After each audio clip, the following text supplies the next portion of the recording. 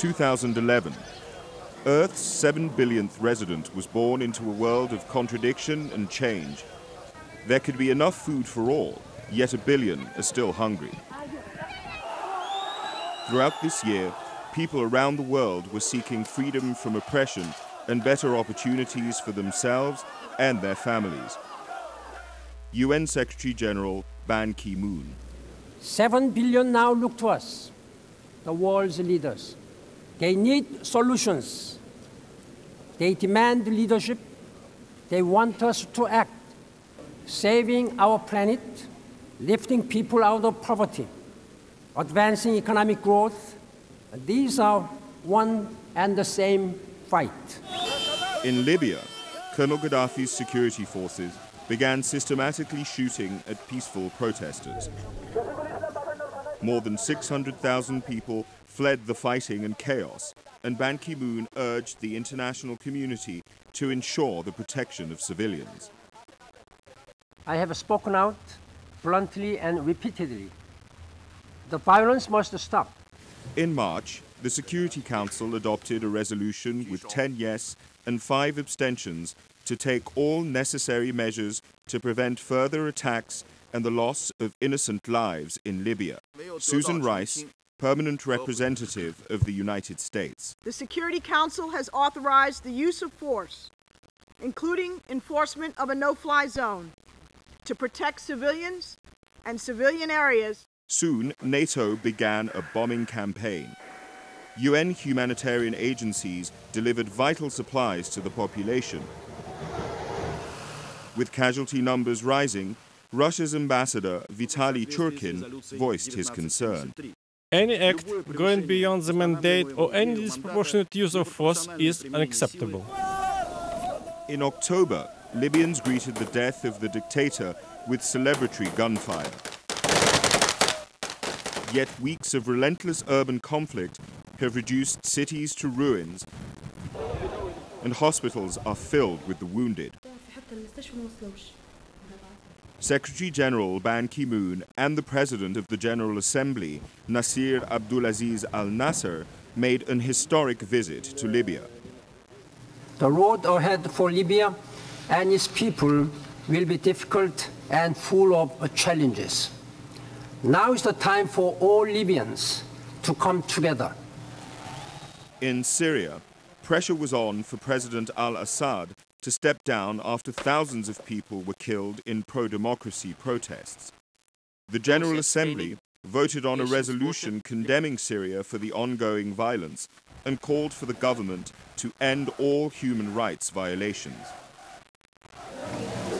People in the streets of Ramallah cheered the news that their president, Mahmoud Abbas, had presented an application for full UN membership to Ban Ki-moon. After 63 years of ongoing tragedy, enough, enough, enough. The time has come for the Palestinian Spring, the time for independence. Israeli Prime Minister Benjamin Netanyahu. We have to stop negotiating about the negotiations. Let's just get on with it. Let's negotiate peace. Meanwhile, on the ground in the occupied Palestinian territory, housing demolition for Israeli settlement building continued. On to item 40, a request for the admission of Palestine to UNESCO. UNESCO granted Palestine full membership. The decision is adopted in Hama. Leading to the withdrawal of US funding for the organization. To express our strong opposition to this resolution. In July, the newborn country of South Sudan became the 193rd member state of the United Nations. After decades of civil war in Africa's largest country, the UN helped organize a referendum on unity or separation. At over 100, Rebecca Kadi was one of the oldest voters to take part. She was telling me, after I vote, if I'm dead, I will be very, very happy, because I finished everything. Over 99% supported separation, and on the 9th of July, a new country was born. Like any newborn, South Sudan needs help. Together, South and North must face their common future as partners, not rivals. Still, tension persists in the border regions. 4,200 Ethiopian troops were authorized by the Security Council to provide the much-needed peacekeeping force.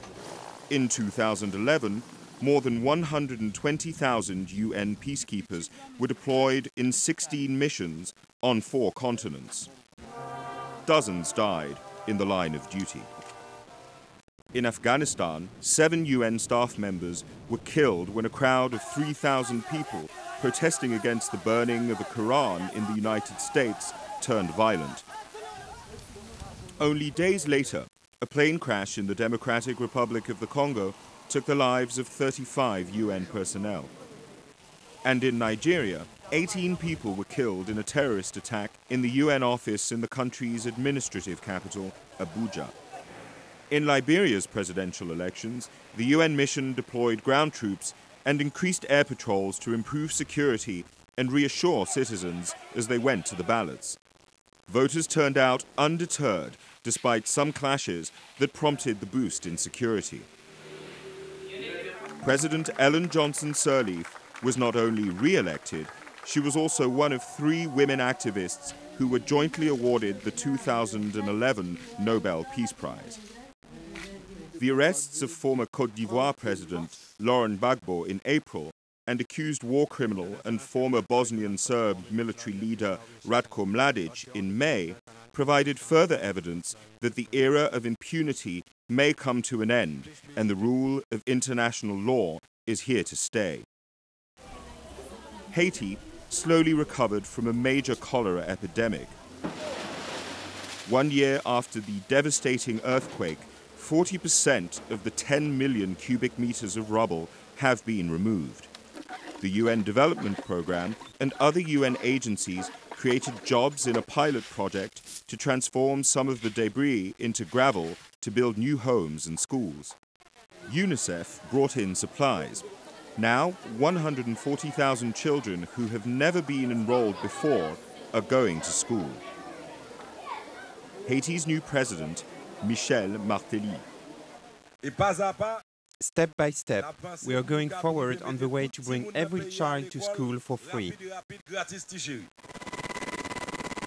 Thailand has seen the worst flooding in 70 years.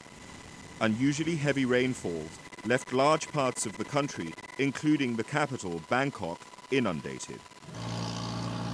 A report by the Intergovernmental Panel on Climate Change warns that global warming will cause more extreme weather, more floods, more heat waves, and more droughts. In Somalia, war and the worst drought in decades uprooted 1.5 million people.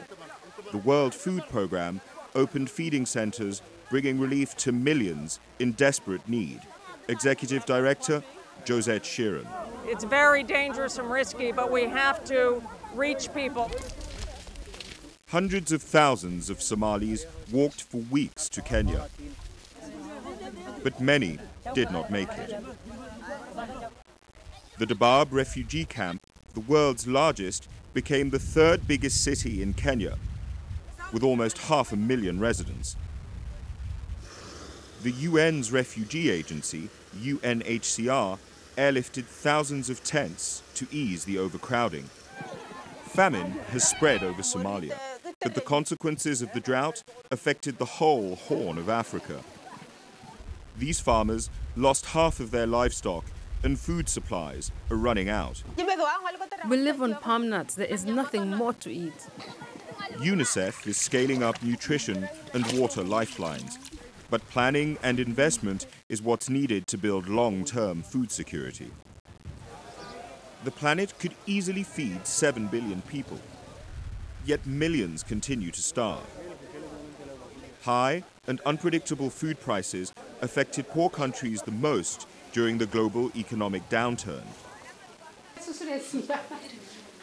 UN Emergency Relief Coordinator Valerie Amos visited the Democratic People's Republic of Korea, where 1/3 of all children are chronically malnourished. 25 years after Chernobyl, a tragedy in Japan with multiple consequences. A magnitude 9 earthquake, followed by a tsunami, seriously damaged the Fukushima nuclear reactor. Dedicated workers prevented a total meltdown, but a large area became contaminated as radiation spread. This was measured by the sensitive instruments of the CTBT, the UN's Nuclear Test Ban Treaty Organization. Experts from the International Atomic Energy Agency urged Japan to secure permanent sites to store the radioactive waste. Visiting the victims, Ban Ki-moon pledged to keep nuclear safety high on the international agenda. Nuclear accidents respect no borders. We must treat nuclear safety as seriously as we treat nuclear weapons. Tensions over Iran's nuclear ambitions have increased since the IAEA reported that the country appeared to have worked on the design of a nuclear bomb and may still be doing secret research. After being unanimously re-elected for a second term in office starting in 2012, Ban Ki-moon declared sustainable development that reduces poverty and preserves the environment as his top priority. 13-year-old environmental activist Felix Finkbeiner told politicians to stop talking and start planting. It is now time that we work together. We combine our forces, old and young, rich and poor, and together we can plant 1 trillion trees.